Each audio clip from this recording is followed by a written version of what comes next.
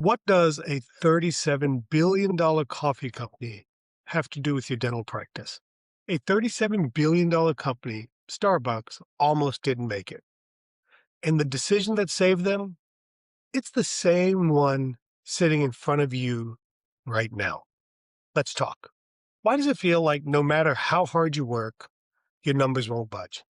You're working harder than you did 3 years ago. And the numbers, the take home, is basically the same, maybe a little bit better, maybe a little bit worse, but certainly not for the amount of work that you've done. You've added hours, you've added days, maybe you've added a hygienist, maybe you've added team members, but you still feel stuck. You know, that wall from 1.2 to 2, or that wall or that ceiling from 2 to 3, it feels like it's made of concrete. You've gotten faster, worked on efficiency, you've gotten faster at crowns, you've gotten faster at fillings, you've gotten faster at you probably even bought a 1-second curing light. You're more efficient than ever. But being faster at the same work isn't a breakthrough. It's just a tighter hamster wheel.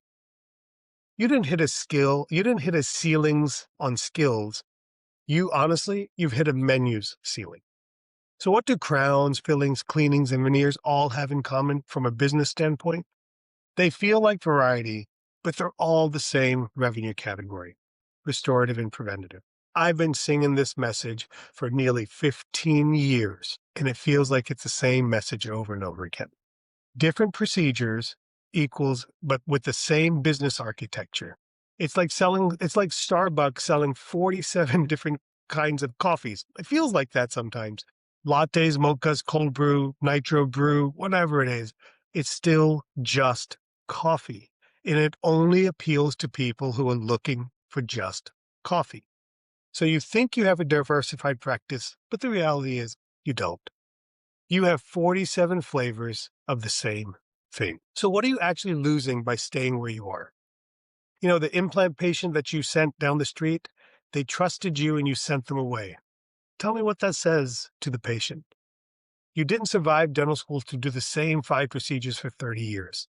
You know, I'm 26 years out of school, and I can't imagine still doing the same 5 procedures that I did my first 5 years in school and practice. Some of you, you're 10, 15 years in, middle of your career, the prime of your career, and the excitement is gone. You feel burnout, you say you're burned out, but honestly, you're probably not just burned out. You're just feeling kind of flat and bored. Some of you are early, watching other dentists build something bigger and wondering, when is it my turn? Now multiply any of those things by the next 10 years and tell me that's the plan that you envision for yourself. You know, a one product business doesn't just cap your revenue. It caps your growth as a clinician.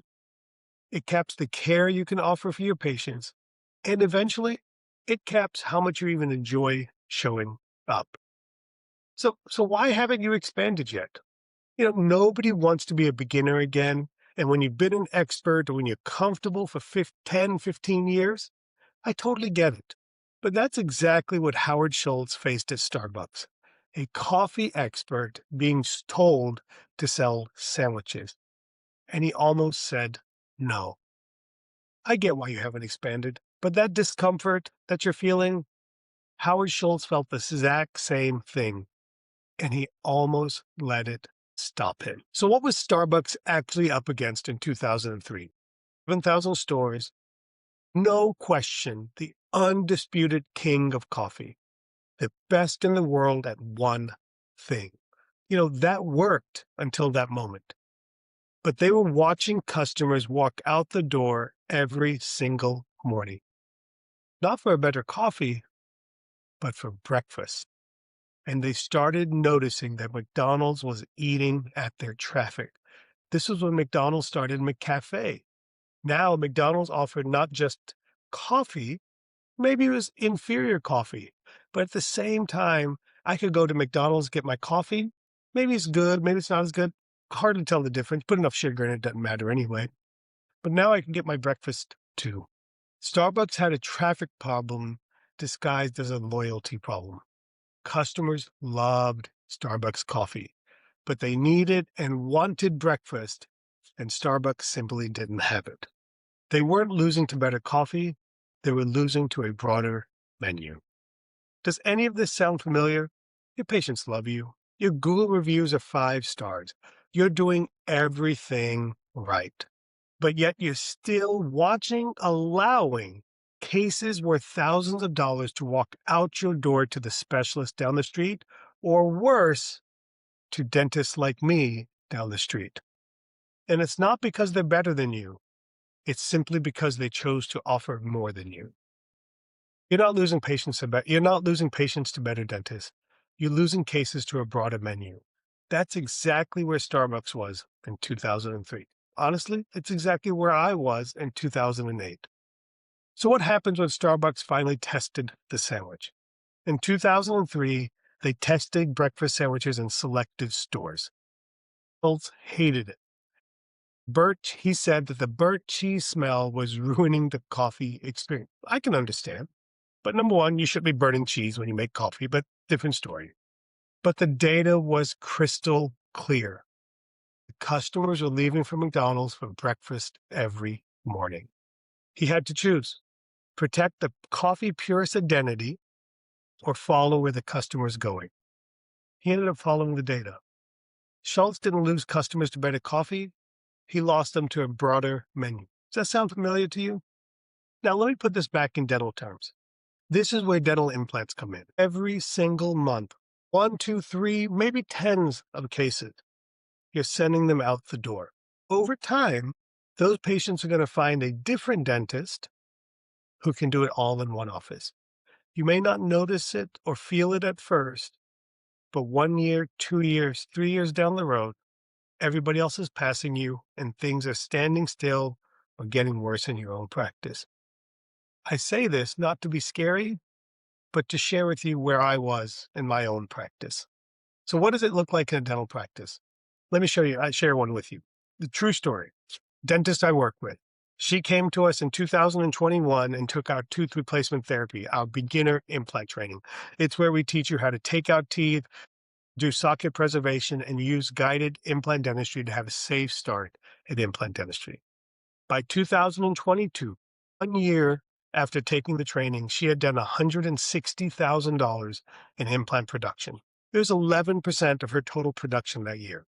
Didn't overhaul the practice, didn't change her patient base, just added one procedure. That's all it takes. That's what I cannot get people to understand or emphasize enough.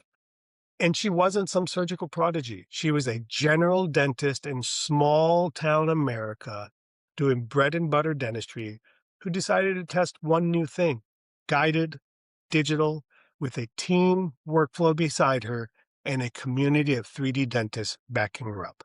She didn't blow up her practice. She tested the sandwich, the dental implants, $160K in her first full year, one new procedure.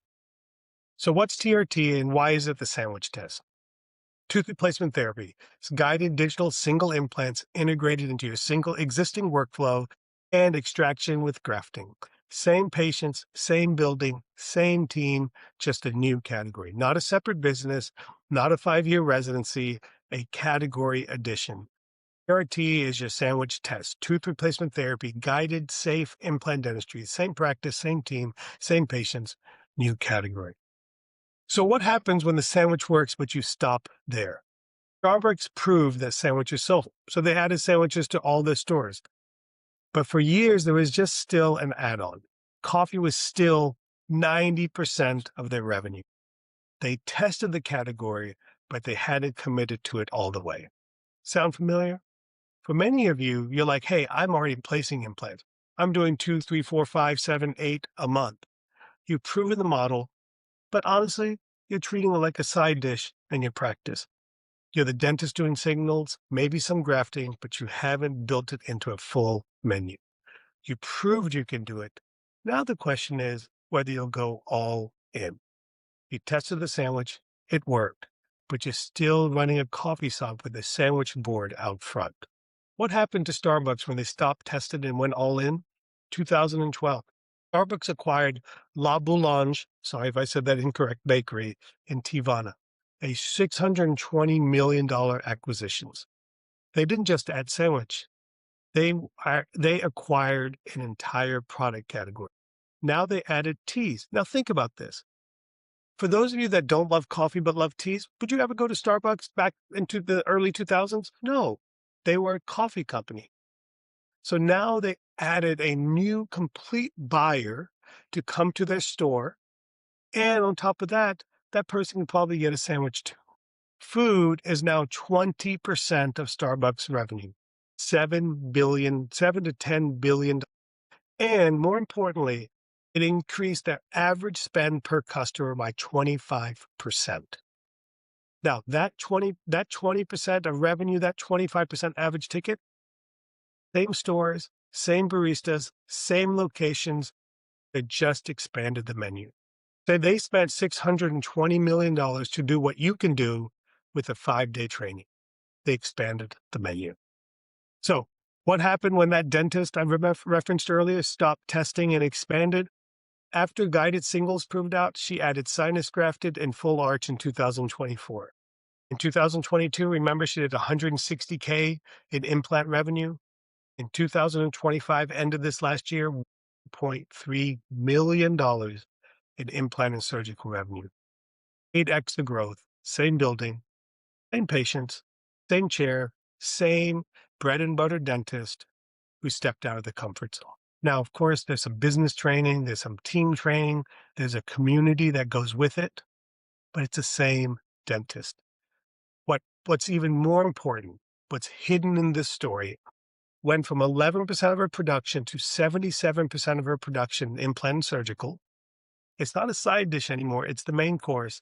She works half the number of days she used to work. That is the beauty, and that's why I'm so passionate about implant dentistry. So what does this actually mean for your overhead? Think about this. Your rent is paid whether you do an implant or a filling. Your team is paid whether the chair produces $800 or $3,000. Every high-value procedure you add is pure leverage on costs you're already paying. Starbucks learned this, figured this out. Food increased tickets by 25% on the same real estate. Your overhead is paid either way. Every implant case you add is pure leverage on costs you're already paying.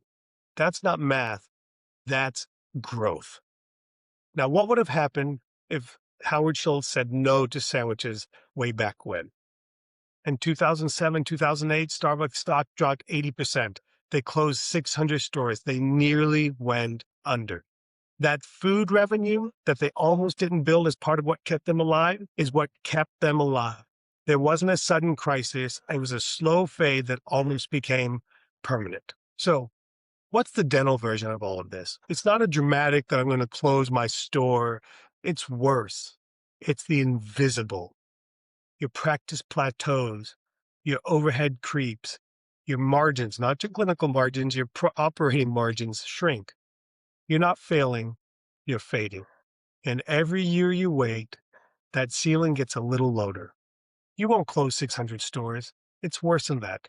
You'll plateau. And you'll spend the next 10 years wondering why it stopped being fun. I say all of this because I see it month in and month out at 3D Dentist. So what's your move?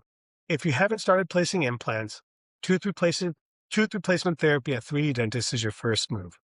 That's the sandwich test. If you're already placing implants and you're ready to go deeper, our advanced sinus and GBR training and Full Arch Express are your next category. Either way, the building is already paid for. If you haven't started, TRT is your first move. Already placing, sinus and Full Arch are your next category.